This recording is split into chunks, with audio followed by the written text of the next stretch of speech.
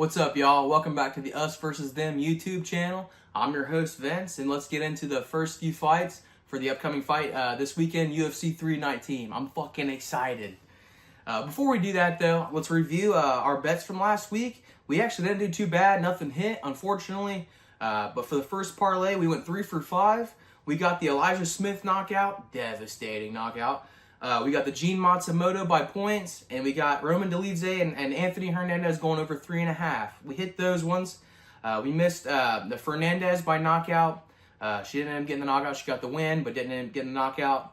And then Christian Rodriguez by points. We lost a split decision on that one. That could have gone either way. I think the right fighter won, but it could have gone either way. So we went 3 for 5 on that one. For the second parlay, we went 2 for 4. That one had Brundage by KO officially. I didn't actually get to run that, though, because, what's it called? FanDuel fucking sucks. They didn't give me a line for that. But, so I had that one money line. We missed that one. Split decision loss. Those scorecards was all over the fucking place. So, you know, that could have gone either way if 3 different judges were sitting there. We got demolished on the Gilbert Urbina money line. He got fucking smoked.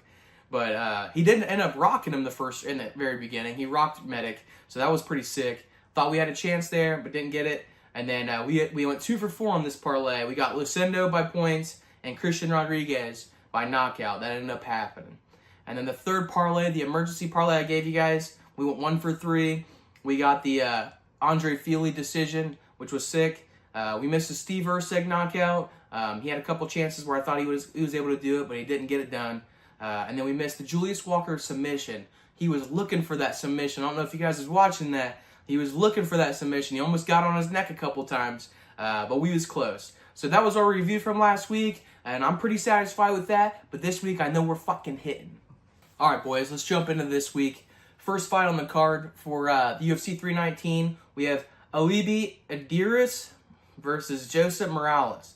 Idiris is coming in this fight 10-0, and he's making his UFC debut. This is Joseph Morales' second stint in the UFC. They just re-signed him for this fight. He was on the regional scene before that, and he was pretty freaking inactive before that, honestly. He's fought 3 times since August 2021 when he got cut from the UFC. He won all 3 of those fights, but the best win in that 3-fight stretch was against a guy named Anthony Doe. I'm going to be looking at my laptop a lot because I don't know who these fucking guys are. Anthony Doe is 9-8. He's 9-8 right now. He was like 9-5 or 9-6 going into that fight, and that's his best win. The fight before that, Morales beat a guy named Sidemar Honorio. I know I fucked that name up, but he won a split decision against Honorio, and Honorio was 43 years old at the time at 125. 43 years old. Winning a split decision against a guy like that is just not a good look. It's just not a good look. And then the fight before that, he beat a guy named Kevin Worth, who was 34 years old. And that's his last 3 professional fights before he got cut from the UFC. He was 1-2 in the UFC before that. So I'm not really high on the guy, to be honest with you. When I was doing my research on Morales, I guess his jiu-jitsu is pretty high level. Couldn't really actually see that in any professional fights. I didn't really care to go watch fights from his first stint in the UFC because they were so long ago. Well, his last fight in the UFC was like 2018 or something like that. And then he took a three-year break and then started back on the regional scene. So I don't really care to go back and watch fights from 2018 where he got his head knocked off by Davison Figueiredo and guys like that. But I guess his jiu-jitsu is pretty high level. You have to take my word for it, I guess. When it comes to my prediction, I'm just betting against Morales, to be honest with you. I watched a couple fights from Idiris. I think it's how you say his name. Albini Idiris. You know, I don't know. But I watched a couple of his fights. He kind of looks like a smaller 125-pounder, but the organization he came from, the cage looked like it's a little bit bigger than a UFC octagon. So I'm not really sure if that's the reason why he looks smaller. But he did kind of look small for the division, even for 125.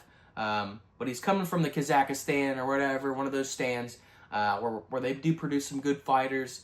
And he's 10-0, so I'm really kind of leaning on that. I like him to either win by knockout or decision. When I watch some of his past fights, I don't really see that concussive power. I know that's not something that the 125-pound division is known for. However, I still want to see a guy that hits harder than the average guy. I'm not sure if he has that. Maybe I didn't do enough film study. But for my official prediction, I'm going Idiris by decision. But again, I think the knockout prop could be live. Second fight we're going to get into is Silva versus Dione Barbosa. Silva is sitting at a minus 225 favorite, and Dione Barbosa is sitting at a plus 172 underdog. These two ladies actually did fight each other before on the regional scene. Barbosa was coming into the fight only 2-0, and Silva is coming in at 9-3. So she had a lot more professional fighting experience. And Barbosa actually did get the win in that fight. I wasn't able to watch it. I searched everywhere on YouTube, Fight Pass, all this shit. Wasn't able to watch it. Really wish I could have, because it could help me break down this fight. But Barbosa does have a win over Silva. When I'm breaking down this fight between these two girls, I mean, both of these girls love to lean on their jiu-jitsu to win the fight. I think Barbosa is making more efforts to try to get better at striking. When you looked at her fight against Miranda Maverick, in the first round, the way she looked in the striking, and as opposed to the second and third round, was completely different. She was entering and exiting very efficiently against Maverick in the first round.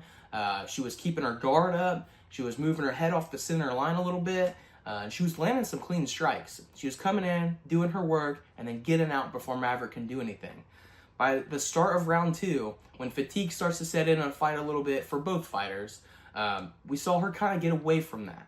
You want to break a fighter down in training to where this is the only way they know how to react. That's the only way they know. And it shows that Barbosa's not really at that point yet.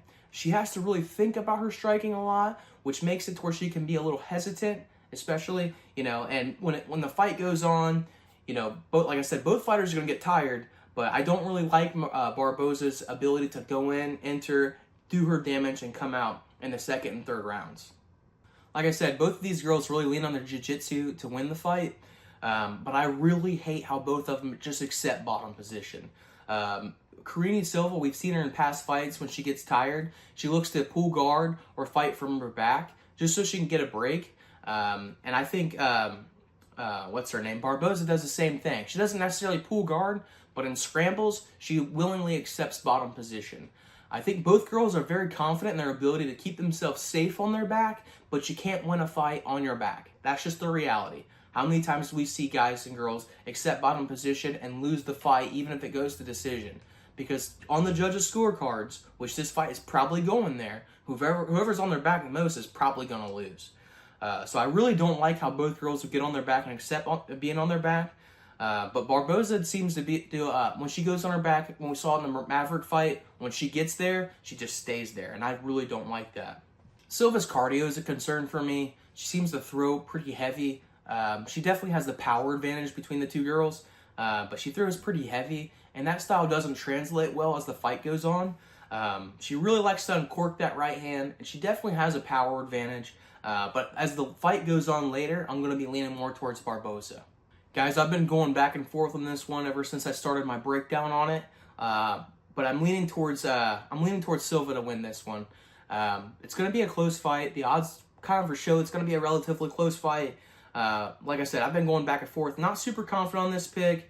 But I think, Barbosa is, like I said, she's more willing to stay on bottom when she gets there. I think the winner of this fight is going to be decided in who gets the takedowns and who has the most control time on top. I'm leaning towards Silva in that because she has a little bit of a power advantage, not only in the striking, but I think she has a grappling strength advantage. So if the fight gets in close, I really do like her ability to lock a body lock takedown up and get the fight to the ground. This fight is going to decision. For sure, don't get me wrong, it's going to decision. So I'm leaning towards Silva, reluctantly, by decision. The last fight we're going to get into in this video is Nursalt and Ruziboev versus Brian Battle. Ruziboev is sitting at a plus 136 underdog, and Battle is sitting at a minus 174 favorite. Ruziboev is a dangerous fighter, but he's dangerous in a very one-dimensional way. He really likes to throw that right hand. He throws it from that range, and he's really efficient with it. He's got that long 6'5" frame at 170, and he just likes to stalk guys and wait for them to enter so he can uncork that right hand. Because he's so long, and he does fight really well at range with that right hand at least, he's able to land it pretty efficiently, and he's put guys away that we've seen already in the UFC. When they start to get closer in range, he likes to uncork that right uppercut, which he knocked out, Cedricus Dumas with, and it's pretty slick. but it is also very one-dimensional. Bryan Battle does his best work when he's in close range. He likes that dirty boxing range. He likes to get forehead to forehead, land knees, look for a clinch to get people against the cage, and look for body lock takedowns. He's really efficient with that, and he's 7-1 in the UFC because of this fighting style. Ruziboev's jiu-jitsu seems to be high level. He's got 20 wins, professional wins by submission, but it's not something he's really showcased in the UFC. When his fight against, had a brain fart, in his fight against Jaquan Buckley, we saw Buckley being really hesitant to be on the ground with him, at least until it got later in the fight. Once it got later in the fight, he was more willing to land some ground and pound, but he seemed hesitant to get down there. He's got a different body frame than Bryan Battle, so maybe Battle will be more comfortable down there. But I guess he's got high jiu-jitsu. We haven't seen it yet in the UFC, though. As the fight starts to go on, it's going to really start to favor Battle. Pretty much every fight that he is in, the longer it goes, the more dangerous he gets. He seems to really love that dirty style type of fighting. Like I said, he likes to get in close range, and his cardio doesn't seem to fade nearly as much as Ruziboev's. Ruziboev, we saw him start to fade away in that Buckley fight. He was super dangerous in round 1, and Buckley was really respecting his power in round 1. But by the time he got to round 3, he wasn't respecting him at all, and he really started wearing on him. If that fight had a couple more rounds, Buckley was definitely going to get the finish. So the longer this fight goes on, the more I'm going to favor Battle. For my official prediction, I'm not going to sit here and act like I'm not biased towards Bryan Battle. I'm a big fan of Bryan Battle. I like his fight style. I like his octagon interviews. I like his personality. And I think all that stuff translates well to a fight against Ruziboev. So like I said, I like his toughness. I like his grittiness. He's going to make this a dirty style fight. So I'm leaning towards Bryan Battle. For my official prediction, I'm going Bryan Battle by decision. I can even see it being a 29-28. I can see him dropping the first round, battling back, and winning the second and third round, and getting a decision win. So yeah, for my official prediction, I'm going Bryan Battle by decision. I know the Butcher's not going to lose a fist fight to Ruziboev. That's all I got for you guys today. It's going to be a busy week breaking down these fights. There's going to be, I think there's 13 or maybe 14 fights on this fight card, which is a little more than the 12 that we usually get, obviously. So that's going to be more time from us. But I'm also going to break down the Dana White Contender Series fights. I know that we're going to have a good path to victory on some of those. Some of the favorites that they have are big-time favorites that we can really exploit, because I don't think that a lot of the guys on the Contender Series, at least, deserve to be that big of favorites. So we're going to break down those fights for you tomorrow and give you a chance to win extra money going into the UFC 319. So that's all I got for you guys today. Let's go Butcher!